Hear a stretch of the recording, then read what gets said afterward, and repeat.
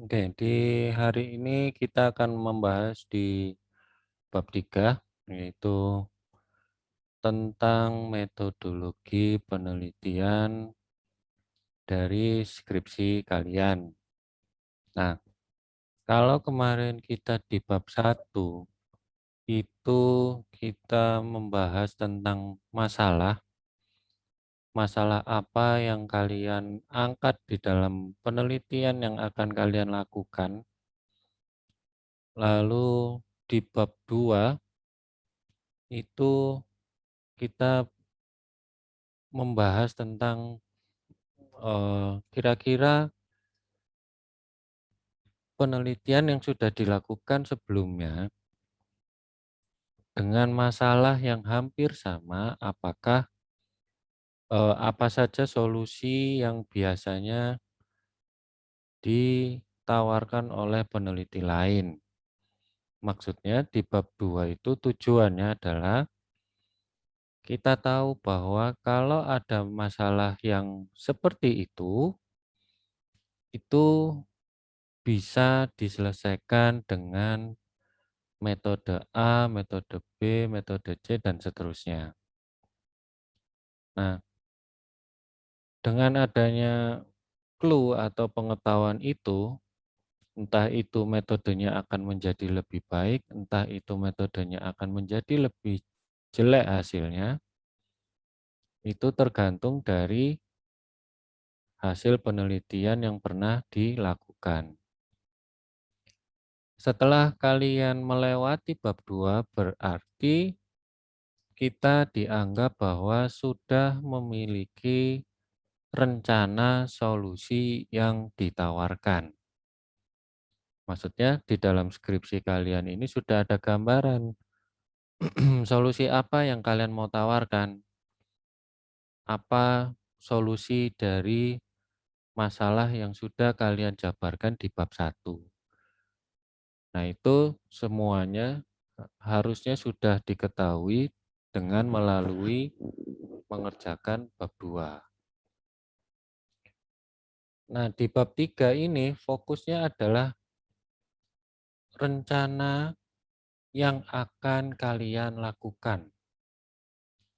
Jadi, di bab 3 itu fokusnya adalah perencanaan apa yang mau kalian lakukan. Saya garis bawahi, baru rencana apa yang kalian lakukan.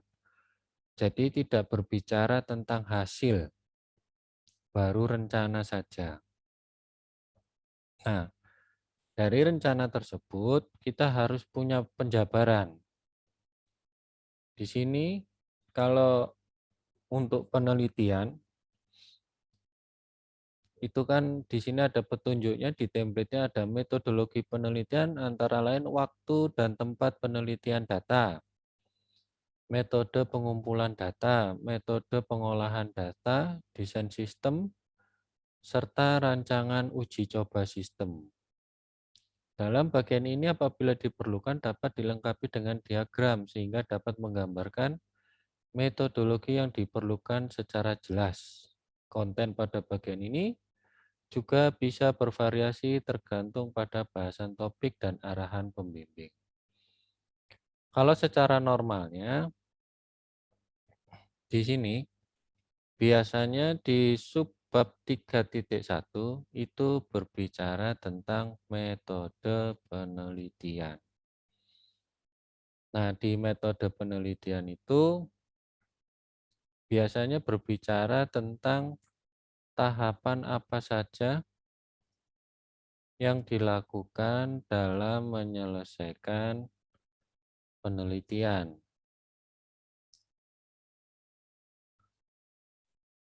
Biasanya diagram yang dibuat itu hanya blok diagram saja, urutannya apa saja. Kita bisa mengadopsi dari tahapan dalam pengembangan software atau SDLC, Software Development Life Cycle. Saya contohkan kalau saya mengadopsi menggunakan, saya adopsi dari waterfall misalkan ya.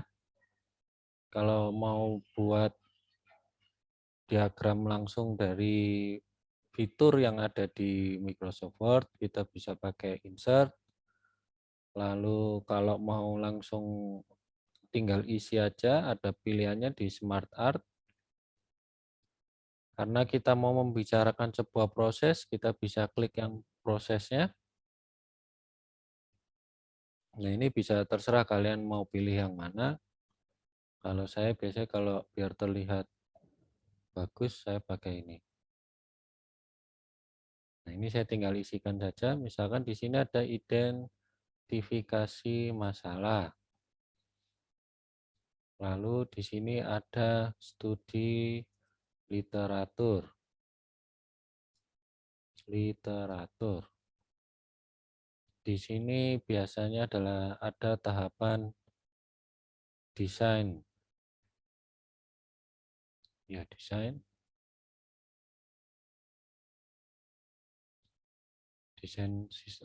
Kalau biasanya di pengembangan di sini sudah ada desain sistem. Tapi kalau di penelitian biasanya di sini ada penerapan metode atau pengumpulan data dulu. Pengumpulan data. Lalu di sini ada pemrosesan data. Lalu di sini ada desain aplikasi atau sistem. Tergantung apa yang kalian buat, apakah sebuah sistem atau aplikasi. Lalu ada pengujian metode dan aplikasi atau sistem. Lalu ada juga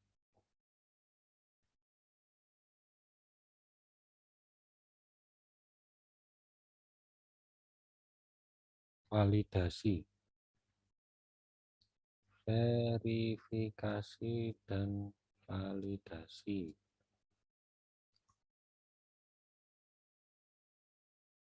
Oke, ini adalah rekomendasi dari saya. Nantinya apapun yang diinginkan atau tahapan yang direkomendasikan oleh pembimbing masing-masing, yaitu yang nantinya yang kalian tuliskan. Ini kalau mau bagus dibikin seperti ini. Kalau mau bagus lagi seperti ini. Ya. Nah, identifikasi masalah ini nantinya akan mewakili untuk tempat penelitian data dan metode pengumpulan datanya itu ada di bagian identifikasi masalah. Karena kan untuk mengidentifikasi masalah itu kalian melakukan observasi, melakukan wawancara, plus nantinya juga akan mengumpulkan data. Data yang dipakai itu mulai dari tipe datanya apa, bentuk datanya apa, bukan bentuk, jenis datanya apa, apakah berupa teks, video, atau audio, ataupun gambar. Lalu kita juga melakukan analisis kira-kira tipe datanya apa saja, integer kah atau yang lainnya kalau di pengembangan dan seterusnya. Nah, ketika saya buat metode penelitian ini, jangan lupa untuk insert caption, lalu ada gambar 3 titik berarti ya, metode penelitian. Sini saya bikin tengah.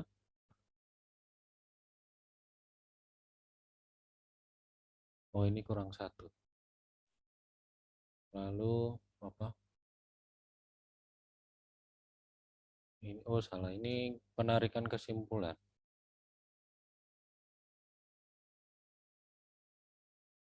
Lalu ada, udah sampai sini aja.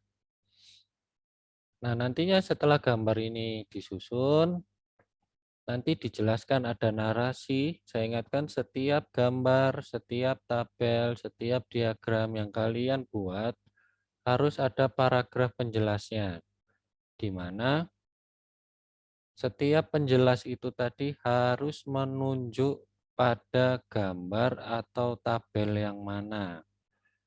Maka dari itu biasanya di paragrafnya entah itu ada di awal atau ada di akhir paragraf ataupun ada di tengah-tengah narasinya, selalu ada kata-kata misalkan pada gambar 3.1 menjelaskan bahwa dan seterusnya. Nah, yang dimaksud menunjuk itu adalah ini. Jadi harus ditunjuk kalian mau menjelaskan yang mana? Apakah gambar 3.1 atau tabel 3.1 dan seterusnya. Jadi cirinya harus ditunjuk di dalam paragraf penjelas dari gambar atau tabel ataupun diagram yang kalian buat. Nah, hati-hati di dalam membuat sebuah diagram, membuat sebuah gambar, itu kalian harus memperkirakan kalau saya fotokopi, itu kelihatan apa enggak. Kalau secara digital, memang berwarna-warni seperti ini akan lebih menarik. Tetapi kalau misalkan nantinya kalian ada rencana untuk offline sidangnya, maka kalian harus berhati-hati. Kalau saya fotokopi kira-kira kelihatan nggak? Nah, paling aman pakai hitam putih. Kalau di fotokopi pasti kelihatan seperti ini. Ya, gambarnya juga nggak jelek-jelek amat. Yang penting penguji itu bisa membaca dengan baik. Kalau menggunakan fitur dari Word ini, ukuran dari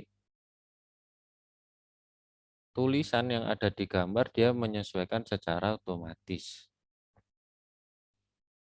Seperti ini.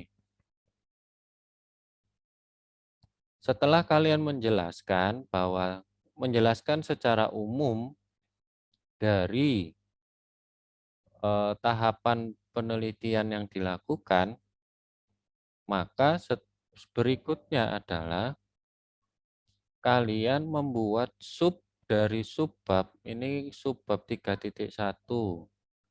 Berarti saya buat subbab lagi 3.1.1. Nah, yang subbabnya ini adalah penjelasan dari masing-masing tahapan ini. Jadi nama subbabnya ya tergantung dari tahapan yang kalian buat. Misalkan di sini identifikasi masalah. Ini harusnya bold ya. Modify, bold, seperti ini. Lalu 312-nya adalah studi literatur. Lalu pengumpulan datanya. Oh, bukan pengumpulan data. Di sini bisa diganti kalau pengumpulan data itu jadi satu dengan identifikasi masalah, maka bisa diganti langsung kepada pengujian implementasi metode atau implementasi metode, baru loncat ke desain aplikasi karena kalian berupa penelitian terapan. Tapi kalau prosesnya tidak atau mau dipisah, ya berarti di sini ada pengumpulan datanya. Nah, pengumpulan data ini kalian harus berbicara 5W1H. Berarti kapan, datanya apa, jenisnya apa, lalu eh, dengan siapa kalian mendapatkannya, atau tempatnya di PT mana, dan seterusnya.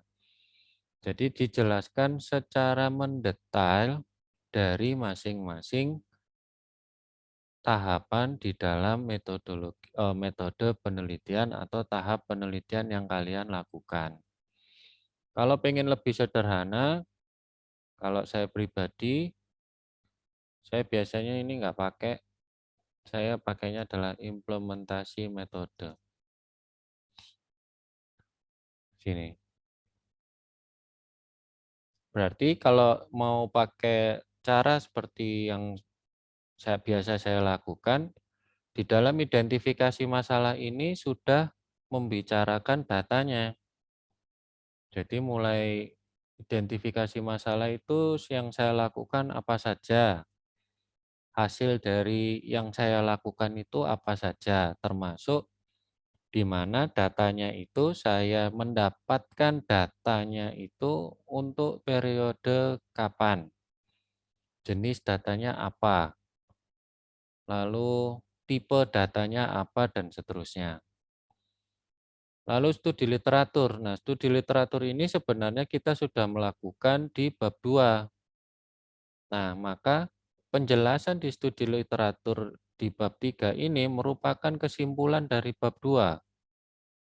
Dari yang kalian pelajari, dari banyak papernya itu, kalian nanti menyimpulkan, berarti saya akan menggunakan literatur tentang metode apa, alasannya apa, kenapa kau menggunakan metode tersebut.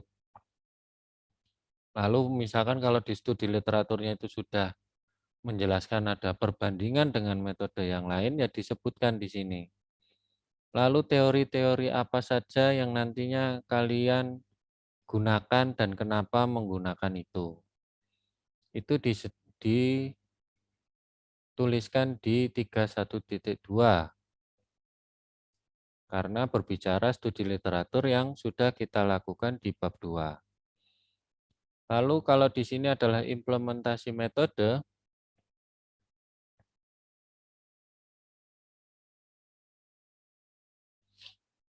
maka di sini kalian membicarakan tentang metode yang kalian pakai. Mulai dari inputnya bagaimana, misalkan kalau saya menggunakan metode latent direct allocation misalkan.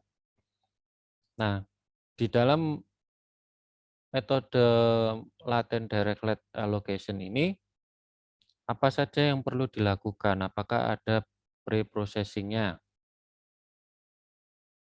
Apakah nanti data yang saya gunakan itu perlu adanya proses? Misalkan apakah mau dipotong dulu, apakah tidak, apakah langsung mentahan itu nanti saya langsung proses dengan menggunakan metode atau ada pre-processing-nya. Berikan contohnya. Di sini yang perlu diwaspadai adalah berikan contohnya.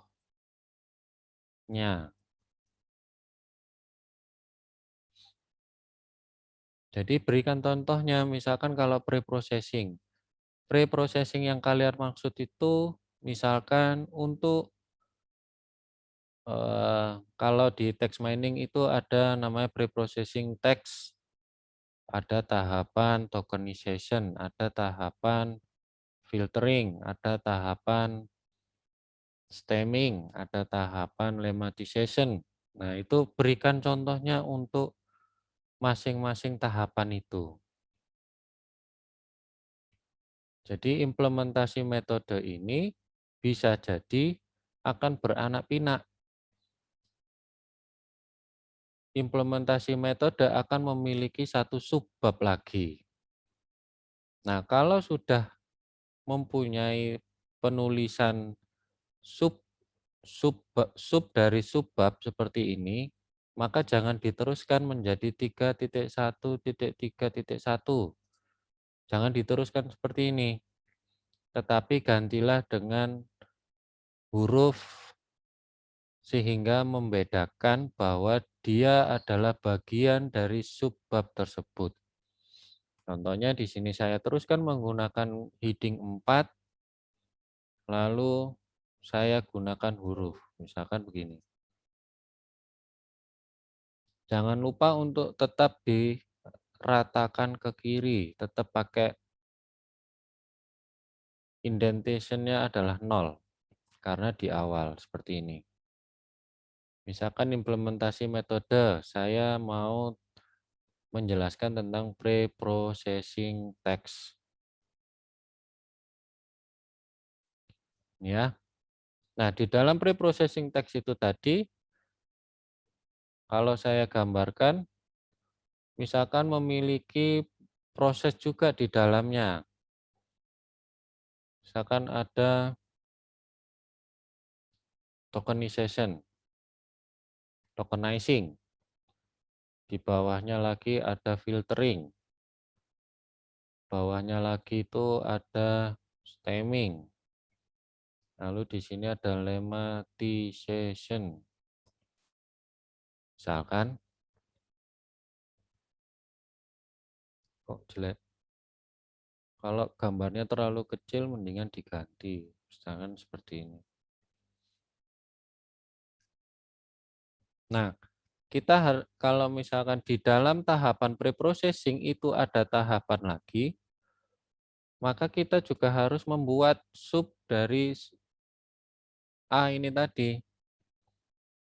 Maka kita bisa pakai penomoran yang lain. Kalau biasanya sehabis nomor, huruf, ya kembali ke nomor lagi. Tetapi peletakannya harus menjorok ke dalam. Ini kan ada garis ukurannya ya. Kita anggap dia lurus di garis P-nya ini. Tulisan pre-processing kan ada P-nya. Nah, ini kita anggap lurus dari P-nya itu. Maka di sini baru kita menjelaskan tokenizing. Barulah kalian membuat paragraf tokenizing itu prosesnya bagaimana sih? Tokenizing merupakan tahapan yang dilakukan untuk memisahkan,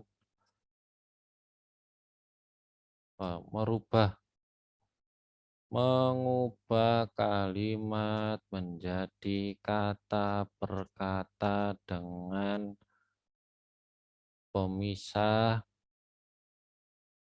tanda baca, atau spasi. Misalkan seperti ini. Nah, kasih contoh proses tokenizing itu ya apa sih? Kasihkan data, misalkan kalau ada sebuah kalimat, kalau saya biasanya menjelaskan pakai tabel aja biar gampang. Misalkan di sini ada input, di sini ada output. Misalkan inputnya adalah Bejo makan nasi padang di pinggir kali. Nah, maka outputnya seperti apa? Bejo. Maka bejonya ini kecil berarti. Bejo makan. Nah, sehingga tahu bahwa si pembaca nantinya proses dari tokenizing itu outputnya bagaimana. Ini dicontohkan. Bisa jadi contoh data inputnya ini tidak terkait dengan data yang kalian pakai. Yang penting menjelaskan bahwa ini loh nanti tokenizing itu outputnya seperti ini. Bisa dijelaskan prosesnya. Misalkan tokenizing, di dalam tokenizing itu ada penghilangan tanda baca, ada proses untuk merubah huruf besar menjadi huruf kecil. Nah, itu diceritakan saja dalam bentuk narasi. lalu berikan gambaran outputnya nanti seperti ini contohnya. Maka di sini kalian perlu menambahkan caption untuk tabel, misalkan tabel 3 titik dan seterusnya.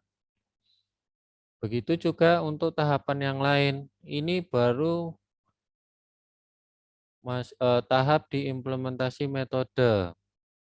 Nah, nanti di desain aplikasi pasti kalian akan membahas tentang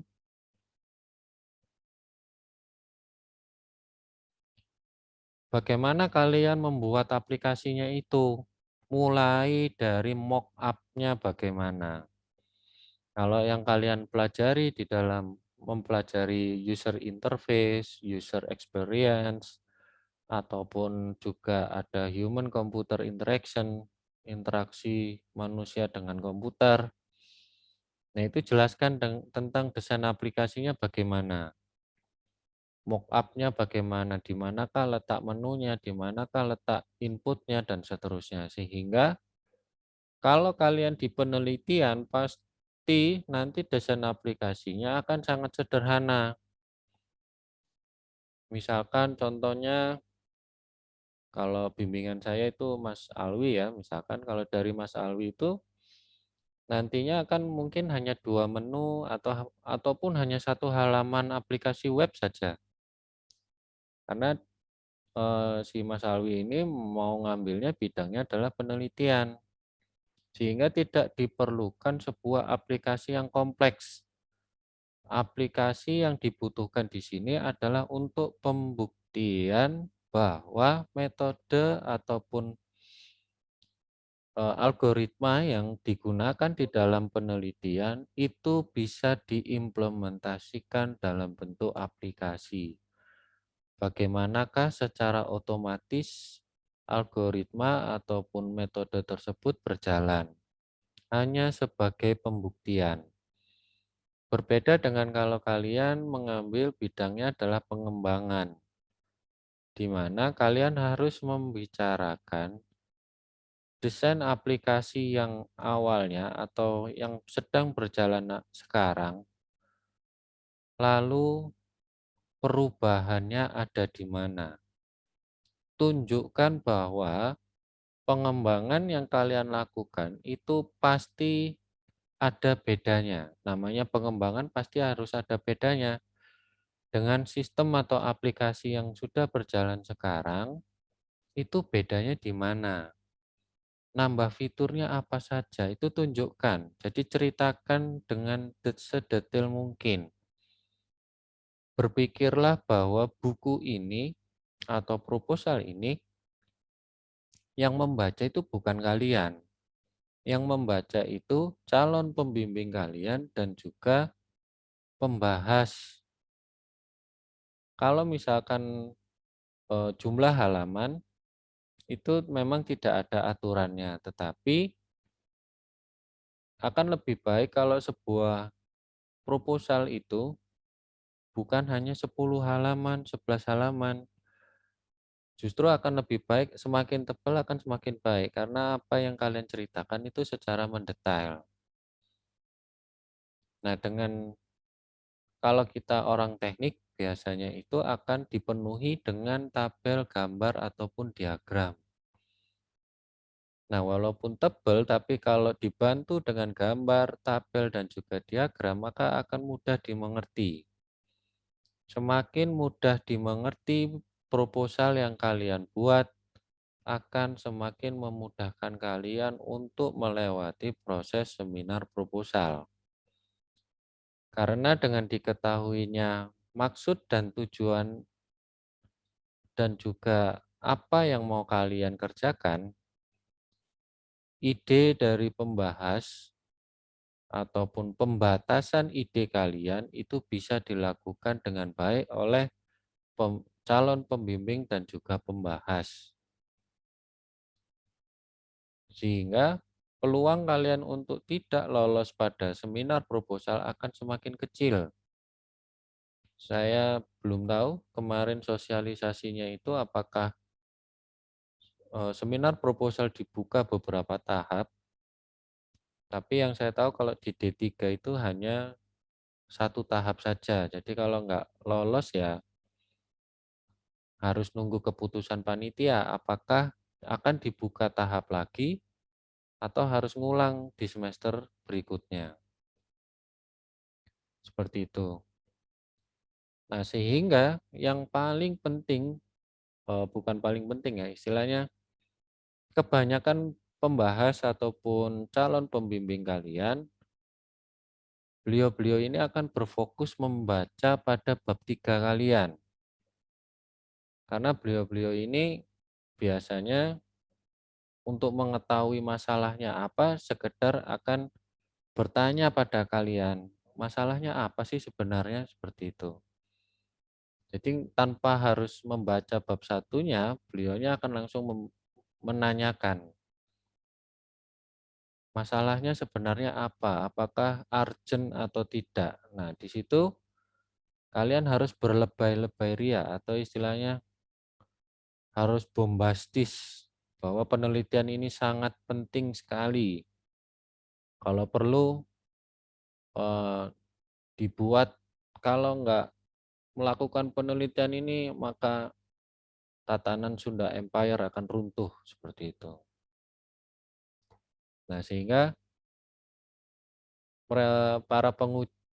para calon pembimbing dan pembahas biasanya akan fokus di bab tiganya. Kalian mau ngerjakan apa sih? Lingkupnya seperti apa? Apakah terlalu kecil, terlalu besar?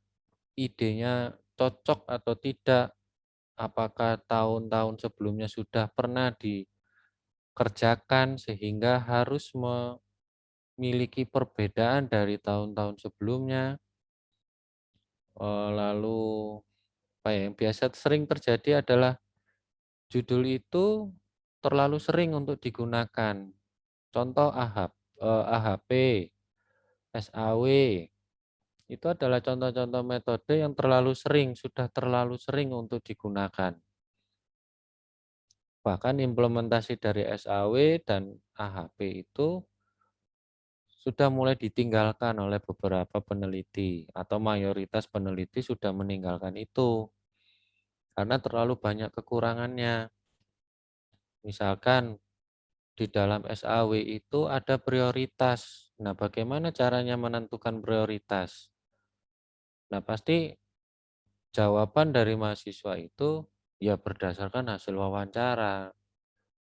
Kalau misalkan saya menjadi pembahasnya, saya kan tetap mendesak kira-kira apa dasar dari user atau mitra menentukan prioritas tersebut. Harus ada dasarnya. Jadi semuanya harus secara objektif kalian mengetahui alasannya, tidak boleh tidak. Jangan sampai kalian berkata atau istilahnya memberikan alasan itu secara subjektif. Menurut saya, menurut kami, menurut apa namanya, hasil interview. Nah, kenapa kok hasil interview itu si yang korban interviewnya itu membicarakan bahwa ini penting loh. Nah, ada kejadian apa di balik itu sehingga beliaunya ngomong penting. Contoh misalkan bahwa aplikasi nanti prediksi tentang stok gudang itu perlu untuk dilakukan riset karena di gudang ini setiap tahun selalu terjadi kehilangan barang atau terjadi error lah, biasa kalau sebuah penelitian bilang adalah terjadi sebuah error.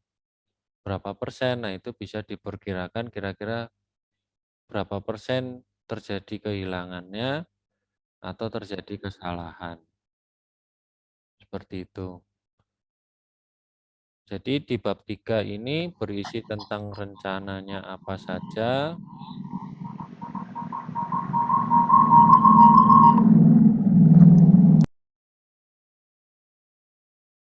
mulai dari Awal sampai dengan akhir dari penelitian yang akan kalian lakukan semuanya harus dijelaskan secara detail. Ada yang mau ditanyakan?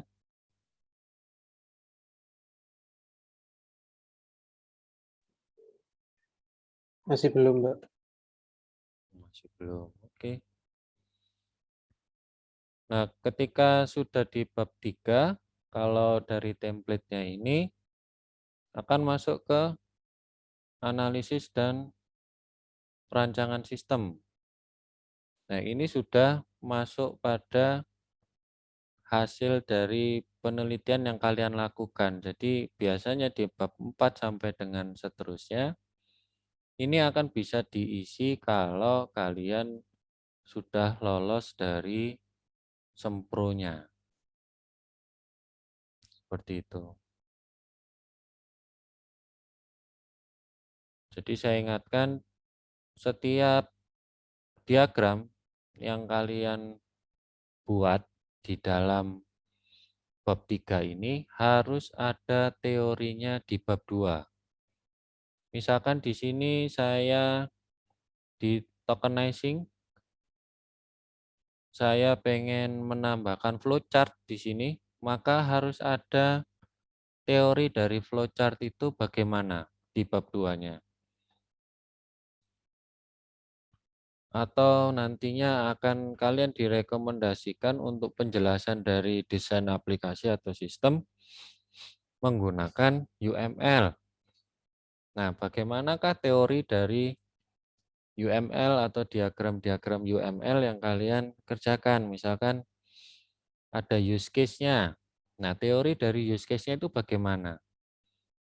Karena ada beberapa referensi yang berbeda. Misalkan di dalam use case itu ada yang menggunakan penghubungnya, konektor antar operator itu menggunakan tanda panah. Ada yang hanya menggunakan garis saja. Nah, kalian menggunakan yang mana? Apakah kalian menggunakan yang panah atau menggunakan yang garis saja? Tunjukkan bahwa kalian menggunakan garis saja itu berdasarkan teori yang mana, buku dari mana, dan seterusnya. Seperti itu. Oke, ada yang mau ditanyakan? Untuk bab 3, ini penjelasan dari bab 3-nya saya rasa cukup.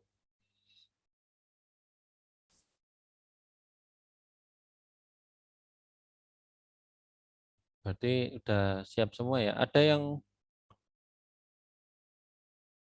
belum mendapatkan